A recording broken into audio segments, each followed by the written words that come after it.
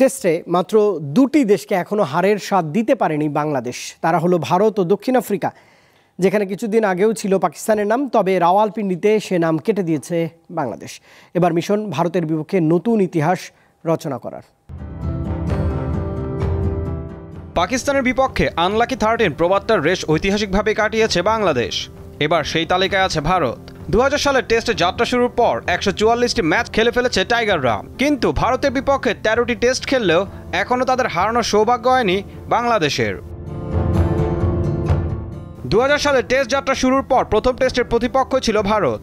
সে বছর নভেম্বরে ঢাকার বঙ্গবন্ধু জাতীয় স্টেডিয়ামে অভিষেক টেস্টে ভারতের কাছে 9 উইকেটে হেরেছে বাংলাদেশ। আমিনুল ইসলাম বুলবুলের 145 রানের রাজস্বিক ইনিংসে ভর করে প্রথম ইনিংসে 400 রান তুলে নেয় স্বাগতিকরা। তবে দ্বিতীয় ইনিংসে ব্যাটিং বিপর্যয়ে পড়া বাংলাদেশ গুটিয়ে যায় 91 রানে। ভারত মাত্র 63 রানের টার্গেটের সামনে পড়ে। দৌড়তে সেই শুরু।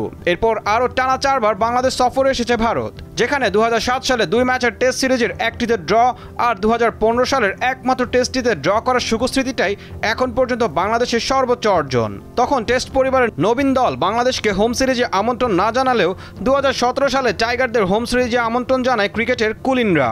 2017 সালের ফেব্রুয়ারিতে হায়দ্রাবাদে অনুষ্ঠিত একমাত্র টেস্টে 208 রানে হেরে যায় বাংলাদেশ, যে টেস্টে বাংলাদেশের বিপক্ষে এক ইনিংসে সর্বোচ্চ 687 রান করে ভারত। 2019 সালের নভেম্বরে ভারতে আবারও 2টি টেস্ট খেলার সুযোগ আসে।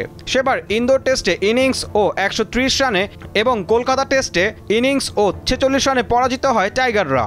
2022 সালের শেষ দিকে বাংলাদেশ সফর করে ভারত। চট্টগ্রামের প্রথম টেস্টটি 188 রানের ব্যবধানে জিতলেও ঢাকায় তাদের সহজে জিততে দেয়নি সাকিব মিরাজরা। 145 রানের জয় টার্গেট পাওয়া ভারতীয়রা 7 উইকেট হারিয়ে জয় তুলে নিতে সমর্থ হয়। বাংলাদেশ ও ভারত এখন পর্যন্ত 8টি টেস্ট সিরিজে মুখোমুখি হয়েছে। এবার নভেম্বরের মতো মুখোমুখি হবার পালা। ঈশান হাসান, দীপ্ত স্পোর্টস।